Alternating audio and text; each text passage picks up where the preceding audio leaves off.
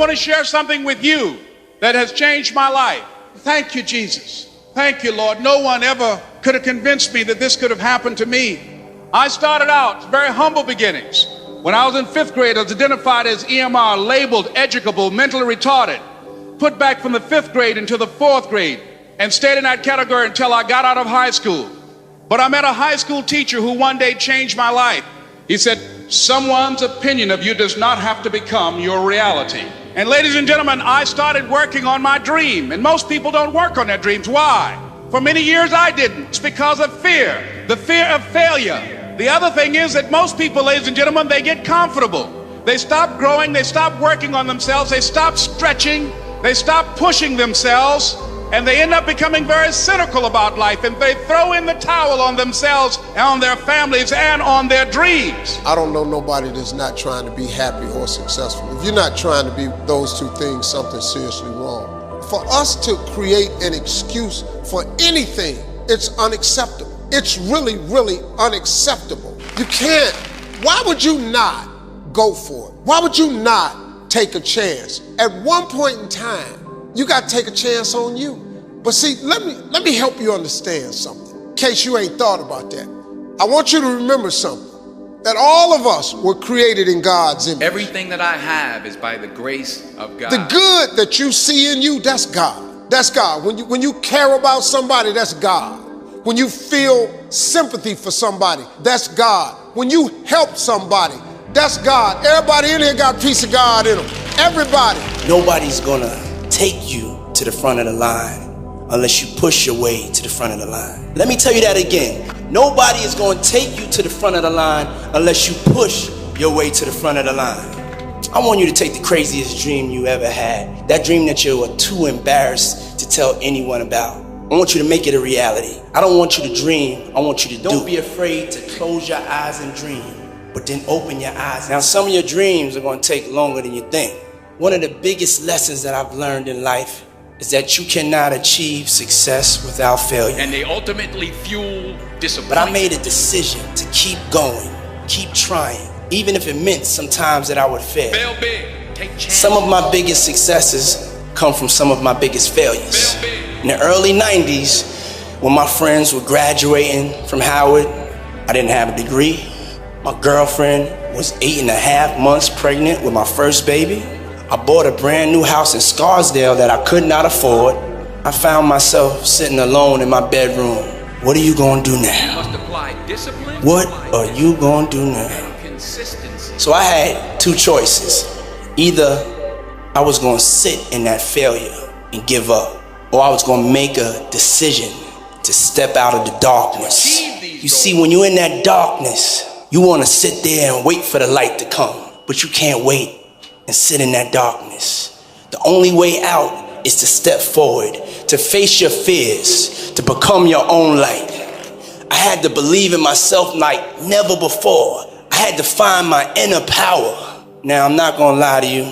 There's gonna be a lot of times y'all about to fail. I'm still failing every day. We are all a work in progress. One day, you'll be sitting in the dark. But in that moment, I want you to remember the power of you. For a lot of people, the distance between their dreams and their reality is intimidating, and they get stuck. And the only way forward is to be real about what it's going to take for you to achieve those dreams. If you think you want to do what you think I've done, then do what I've done. You're going to have to go out there and get it. I want you to be fearless. I want you to be decisive. I want you to make a decision right now that when you fail and you fall to your knees, I want you to remember the power of you. And stick with God. I didn't always stick with him, but he always stuck with me. And I want you to get back up on your feet. Make a decision today that when you're in the darkness, you'll remember the power of you. And as you face these obstacles that I'm telling you about in your life, y'all know my motto: can't stop, won't stop. Because here's the deal. God, when he created all of us, he gave you a gift at birth. At birth, he gave it to you. The cool thing about God is he didn't hide it from you. He didn't put it on a mountain. He didn't put it under the water. He didn't hid it under no rock. He put it in you at birth. God never created a soul without giving them a gift. All of you are gifted at something. The problem is you keep wanting your gift, to be what somebody else's gift is. That's a problem. All of you have a gift. You just got to quit wanting your gift to be somebody else's gift. Identify your own gift because you already have it. Here's the way you identify your gift. Your gift is the thing that you do the absolute best with the least amount of effort. That is your God-given gift. Now, ladies and gentlemen, let me share something with you. I do not believe that any of us have dreams that were not given to us for the purpose of accomplishing those particular dreams. I don't know what that dream is that you have. I don't care how far-fetched it might appear to be. I don't care how disappointing it might have been. But here's what I know, that dream that you're holding in your mind, that it's possible, that I can have my dream as we run toward as we work on it day in and day out. I don't have any college training. What I'm doing now, I could have been doing years ago. But because I did not have a college education, because I didn't believe in myself, because I allowed other people's opinion of me to control my destiny, I didn't act on my ideas. It's necessary that you get the energy drainers out of your life, people who don't want anything, people who are not striving, people who are not challenging themselves, people who aren't growing, people who have stopped dreaming. It's necessary that you align yourself with people who are refusing to leave life just as it is and who want more. My mother used to say, birds of a feather flock together. If you run around with losers, you will end up a loser. It's necessary that you get the losers out of your life if you want to live your dream. But you got to have faith. Faith without works is dead. You hear it all the time. You go to church and you learn all these scriptures, but then you don't apply none of them to your life. I kid you not. These principles of success, they've taken all of these scriptures and they put them in books. I maxed out 3-4 scriptures to get here. Everything comes from the Bible. You really don't need self-help books. All of that information is in Proverbs. They just reworded it because people don't know how to read the Bible.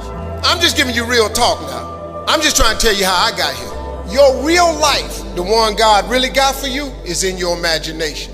It is not in your current situation or your current paycheck. Your problem is you keep telling your imagination to the wrong people. See, if you want to kill a big dream, tell it to a small-minded person. It's dead. How many times, man, have you had a tremendous idea? Something you thought was the one, and you went and told it to your loved ones and your so-called friends, and they shot it down. I mean, you was convinced that it was just, oh man, I just came to you. And you told it to them and they shot it down. And you thought since they was your loved ones and their friends and they got your best interests at heart, you believed them. You was wrong. You let them talk you out of what God got for you. Faith is the substance of things hoped for and the evidence of things not seen. I talk to so many people who get older and they've lost their faith. If you're sitting in here thinking that you're too old to listen to what Steve, hell, I'm 60. I'm 60 years old, but I still rely on my imagination. What I'm sharing with you is stuff that everybody can apply today. I'm just a real dude. I don't even have the education you all have. I flunked out of school. I was hoping I would get on TV. I wrote it on a piece of paper when I was 10, but when I wrote it on the paper, it wasn't factual. It was just hoping. You just got to start with the hope. Faith is the substance of things that you hope for. You just hope something jumps. Your imagination is actually God showing you a preview of a coming attraction that He has for you. The moment you don't believe in your imagination, you negate what He got for you. Some of y'all still sitting here with the ambition of opening a business one day, but you scared to go start the business because you got a job and you got bills. Rich people got bills. Everybody got bills. Hell, I got bills. You're going to let the fact that you got some bills stop you from opening the business, the thing that God done put in your imagination? So you're going to squash that because you got bills. Everybody got bills. It's necessary to know that everybody won't see it, that everybody won't join you, that everybody won't have the vision. It's necessary to know that a lot of people like to complain, but they don't want to do anything about their situation, that you are an uncommon breed. You know, you have to know within yourself that I can do this. Even if no one else sees it for me, I must see it for myself. It's also, ladies and gentlemen, necessary that you be creative. when you're working on your ideas, that you understand the importance of readjusting your strategies. Many times we can have a great idea, but if you're not advancing it in the right way and things don't happen, you become discouraged and think the idea doesn't work. No, that's not true. It's necessary that you be flexible, that you are always thinking of how can I improve this better. It's necessary for you to always explore various ways in which you can improve the quality of service that you're providing for the people, because you model integrity and determination and ambition and truth and honesty. No one can do it for you but you. And even though you face disappointments, even though you will experience some setbacks, it goes with the territory. It's not over until I win. And I'm saying to you, what if all of us took that attitude after we face a rejection and a no, or we have a meeting and no one shows up? What if we have that kind of attitude? The car's repossessed. Nobody believes in you. You've lost again and again and again. The lights are cut off, but you're still looking at your dream, reviewing it every day, and say to yourself, it's not over until I win. But the next thing, ladies and gentlemen, I want to share with you that some of you already know that it's hard. It's not easy. It's hard changing your life. In the Penobscot building in Detroit, Michigan, where I was operating my business, and I fell on some hard times, and I was sleeping in my office, and it was hard coming through the lobby. And sometimes they would laugh. There's a guy talking about becoming successful, and look at him. He's bathing in the bathroom upstairs on the 21st floor. He sleeps on the floor. Him and two other dreamers up there. Look at him. It was hard, ladies and gentlemen, coming to speak to people. And I was facing financial difficulties in my own life. I was behind on my bills and my dreams, and I'm saying to them, you can live your dream. It was hard, ladies and gentlemen. It was very difficult to pick myself up each day believing that I could do it. There were times that I doubted myself. I said, God, why is this happening to me? I'm just trying to take care of my children and my mother. I'm not trying to steal or rob from anybody. Why did this have to happen to me? It was very hard. For those of you that have experienced some hardships, don't give up on your dream. As you hold on to that dream, there are moments when you're going to doubt yourself. There are rough times that are going to come, but they have not come to stay. They have come to pass. People who are running toward their dreams, life has a special kind of meaning.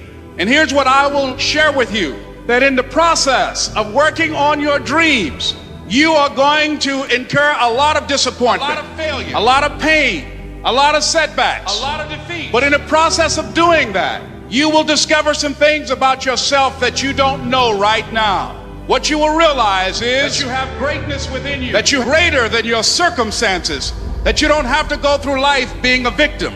Most people have done all that they're ever going to do. They raise a family, they earn a living, and then they die. The people that are living their dream are finding winners to attach themselves to. The people that are living their dreams are the people that know that if it's going to happen, it's up to them. The people that are running after their dreams are the people that are hungry. It's a long shot, ladies and gentlemen, from Liberty City, an abandoned building on a floor, never knowing my mother or father. It's a long shot. No college training, labeled educable, mentally retarded. But I kept running toward my dream. Repeat after me, please. It's possible. I can live my dream. It's necessary. Surround myself with winners. I've got to make it happen. And if you simply go after that thing that you want with all of your capacity, strength and sagacity, faith, hope and confidence, and stern pertinacity, with the help of God, you'll get it. Thank you. It's not over until I win. I was bound and determined to show them that I could. Tell me I can't do it. I will prove you wrong. I will show you